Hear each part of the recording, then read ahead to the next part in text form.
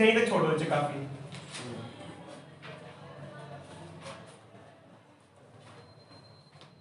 ये होती है relation between electric field and potential. देखो बच्चे, एनर्जी स्टोर्ड इन कैपेसिटर की हम डेरिवेशन कर रहे हैं। वैसे तो एनर्जी स्टोर्ड कैपेसिटर की जो होती है उसके तीन फॉर्मूले होते हैं, half C V square, half Q V, और क्या होता है बच्चे, Q square by 2c। But इसकी डेरिवेशन कैसे करते हैं? मान लो हमारे पास एक पैरेलल प्लेट कैपेसिटर है, इसकी प्लेट्स पे चार्ज है, क्यू चार्ज है, जैसे पॉजिटिव प्लेट पे क्यू और नेगेटिव प्लेट पे माइनस क्यू चार्ज है इस टाइम पर। और अगर आप जैसे यहाँ पर कोई एक्स्ट्रा चार्ज लेके आते हो तो आपको वर्क डन करना पड़ेगा, क्योंकि जो पुराना चार्ज है उस चार्ज को क्या करेगा, रिपेल करेगा, आने वाले चार्ज को क्या करेगा, रिपेल करेगा। तो देखो बच्चों, हमें वर्क डन करना पड़ता है। वर्क डन क्या होता है? Change in potential energy. Change in potential energy क्या होता है? चेंज इन पोटेंशियल एनर्जी को आप डी लिख सकते हो या डेल्टा यू लिख सकते हो। अब इसको क्या लिख सकते हो, क्यू वी, क्योंकि पोटेंशियल होता है चार्ज इंटू पोटेंशियल एनर्जी होता है चार्ज इंटू पोटेंशियल। इसको आप Q D V plus V D Q लिख सकते हो, इस तरीके से लिख सकते हो। बट अगर हम यहाँ ये मान लें कि प्लेट का पोटेंशियल कांस्टेंट है, असम्पशन है, चेंज ज्यादा नहीं हो रहा, तो ये जीरो हो जाता है और वर्क डन या स्टोर्ड एनर्जी हो जाती है वी डी क्यू। ये एनर्जी स्टोर्ड तब हुई जब आप थोड़ा सा डी क्यू चार्ज लेके आए हो, तब इतनी एनर्जी स्टोर्ड हुई है।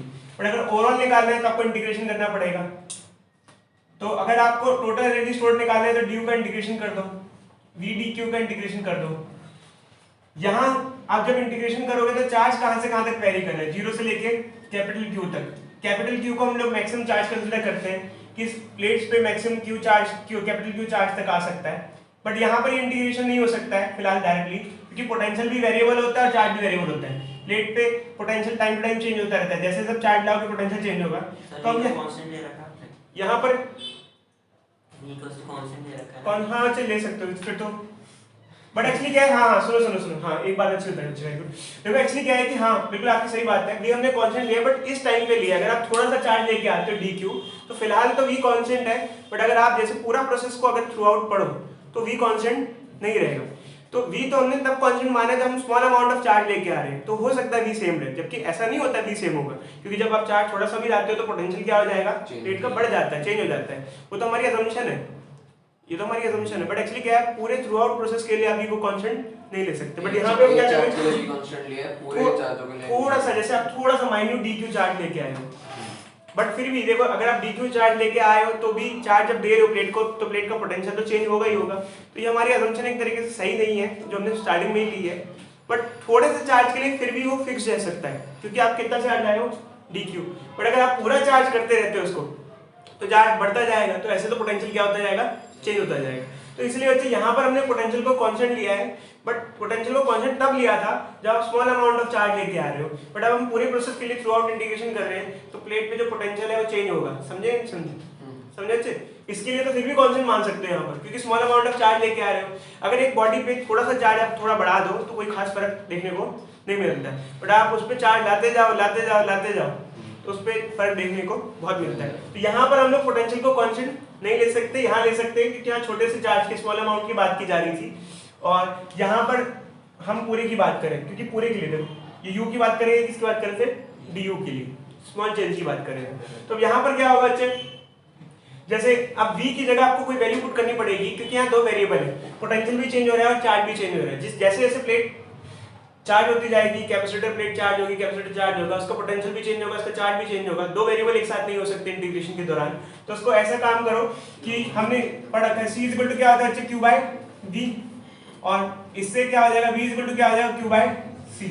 इसको ये लिख सकते हैं। इससे क्या फायदा होगा बच्चे, इससे एक ही वेरिएबल रह जाएगा यहाँ पर। कौन सा वेरिएबल, q रह जाएगा, क्योंकि कैपेसिटेंस तो फिक्स रहता है सिस्टम का। तो ये इंटीग्रेशन कर देंगे 0 से q, इसका इंटीग्रेशन कर दोगे क्या आ जाएगा, ये c क्या आ जाएगा, q square by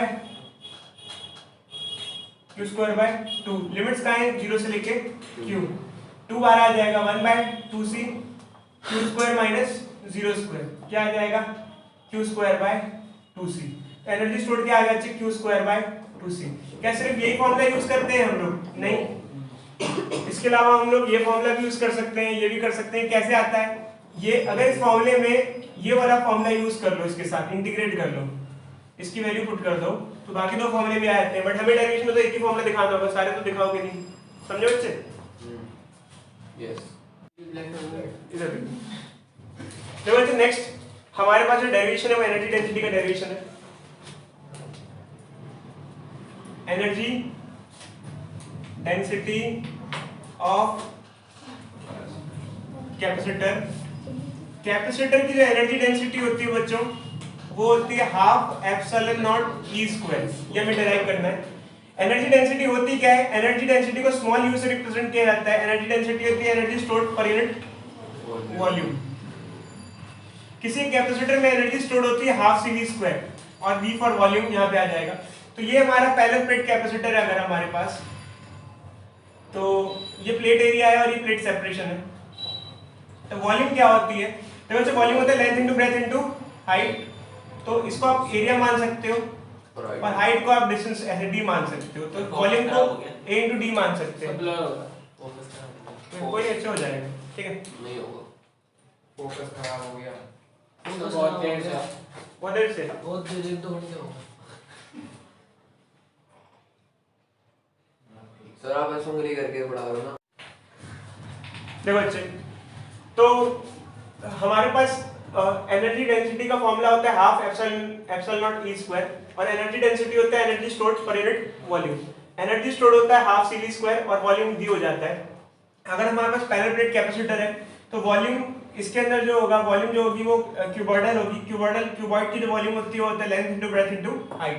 length into breadth हो गया एरिया, हाइट की जगह यहाँ पे क्या होगा? प्लेट सेपरेशन हो गया। तो आप यहाँ वॉल्यूम की जगह a इनटू डी पुट कर सकते हो बच्चे। तो हम वैल्यूज लिख देते हैं। क्या किस की जगह हम क्या क्या पुट करने वाले यहाँ दे देते हैं बच्चों। एक तो कैपेसिटेंस की जगह हम यहाँ पुट करते हैं epsilon nought a by D. हाँ। पोटेंशियल की जगह हम क्या पुट करते हैं बच्चे? पोटेंशियल की जगह क्या पुट करते हैं बोलो? U equal to Q V. बताओ भाई, कोई बता। v इक्वल टू क्या होता है? इनटू डी पुट कर सकते हैं। और इसकी जगह क्या हो जाएगा? a इनटू डी हो जाएगा। हाफ c हो जाएगा epsilon nought a by D हो जाएगा e। इसका स्क्वायर क्या हो जाएगा? e square into d square, क्योंकि पोटेंशियल का स्क्वायर पुट करना है। वॉल्यूम क्या हो जाएगा? Area into D. एरिया से एरिया कट गया, एक डी से एक डी कट गया, बचा ये डी से डी कट गया। एनर्जी डेंसिटी क्या हो गई? Half epsilon not E square. ये बच्चे आ जाता है हमारे पास एक्सप्रेशन।